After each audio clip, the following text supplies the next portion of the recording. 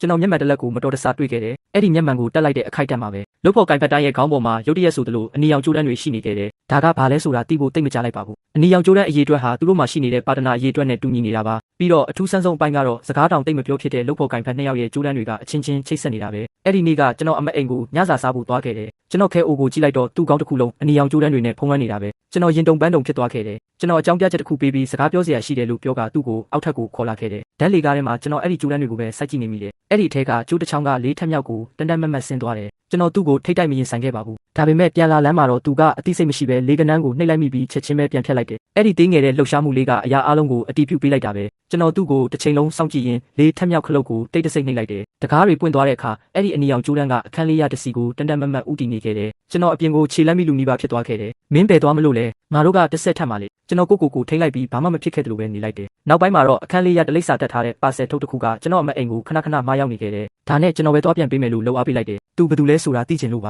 ကျွန်တော်ပါဆယ်ထုတ်ကိုတကားဝမှာချထားလိုက်တယ်ဘဲတီးဖို့လက်လန်းလိုက်ရုံရှိသေးအဲ့ဒီအမျိုးသမီးပြန်ရောက်လာခဲ့တယ်ကျွန်တော်ချက်ချင်းပဲပုံလိုက်တယ်အဲ့ဒီနောက်မှာတော့ကျွန်တော်တိုက်ရဲ့စာတိုက်ပုံတွေကိုစစ်ဆေးပြီးအခန်းလေးရတကလူရဲ့နာမည်ကိုရှာတွေ့ခဲ့တယ်အဲ့ဒီညကကျွန်တော်အမနဲ့ညစာအတူစားခဲ့တယ်ခဲအိုရောက်မလာခဲ့ဘူးအဲ့ဒီခါကျမှသူကညတိုင်းအလုံးနောက်ကျတက်ပြီးများသောအားဖြင့်တကောင်ကျော်မှအိမ်ပြန်လာတမန်ကျွန်တော်သိလိုက်ရတယ်သူကပတ်စံများကြီးရှာနိုင်တာပဲအမအနေနဲ့ပို့ပြီးပြင်းစင်နေတဲ့နယ်လို့ကျွန်တော်နောက်ပြောင်လိုက်သေးတယ်ပြီးတော့ကျွန်တော်တို့အတိတ်ကြောင်းတွေပြောဖြစ်ခဲ့ကြတယ်မိဘတွေဆုံးပါသွားပြီးနောက်မှာကျွန်တော်တို့မောင်နှမနှစ်ယောက်တည်းပဲကြံခဲ့တာပါကျွန်တော်တို့ကိုတစ္ဆာဖောက်ခဲ့တဲ့အဖေကြောင့်တွေးမနေဘူးအမကပြောခဲ့တယ်ကျွန်တော်မမေ့နိုင်ခဲ့ဘူးအဖေသာမရှိခဲ့ရင်ကျွန်တော်တို့မိသားစုဒီလိုပြိုကွဲသွားမှာမဟုတ်ဘူးဒါကြောင့်ဒီတစ်ချိန်မှာတော့ကျွန်တော်ဝင်မပါဘဲမနေနိုင်တော့ဘူးနောက်နေ့မှာတော့ကျွန်တော်သူ့နောက်ကိုစပြီးလိုက်ခဲ့တယ်သူ့ကားကိုမြင်လိုက်တဲ့အခိုက်အတန့်မှာပဲတက္ကစီတစ်စီးကိုဖမ်းဆီးပြီးသူ့နောက်ကိုထက်ချက်မကွာလိုက်ခဲ့တယ်သူကအစင်းမြင့်စားတောက်ဆိုင်တစ်ခုကိုသွားပြီးအဲ့ဒီအမျိုးသမီးနဲ့တွေ့ခဲ့တယ်သူတို့အတူတူစားတောက်ကြပြီးသူကသူ့မကိုလက်ဆောင်ပေးခဲ့တယ်သူတို့ကစုံတွဲတွဲလိုပဲကျွန်တော်သူ့စီချက်ချင်းဖုန်းခေါ်လိုက်တယ်ဟဲလိုခဲအိုဘယ်မှာလဲငါဆိုးမှာမဟုတ်ဘူးကျွန်တော်ကနောက်ထပ်ဖောက်တဲ့တယောက်လိုဟန်ဆောင်ပြီးရှောက်သွားကစပွဲပေါ်ကအခန်းနံပါတ်ကိုလှမ်းကြည့်လိုက်တယ်ကျွန်တော်ချက်ချင်းအေးမယူသေးပဲစောင့်ဆိုင်ခဲ့တယ်မိနစ်30လောက်ကြာပြီးနောက်မှာတော့ကျွန်တော်အပေါ်ထပ်ကိုတက်သွားပြီးတကားဘဲကိုနှိပ်လိုက်တယ်တကားပွင့်လာတာနဲ့ကျွန်တော်သူ့ကိုအပြင်ကိုဆွဲထုတ်လိုက်တယ်ဒါဘာဖြစ်နေတာလ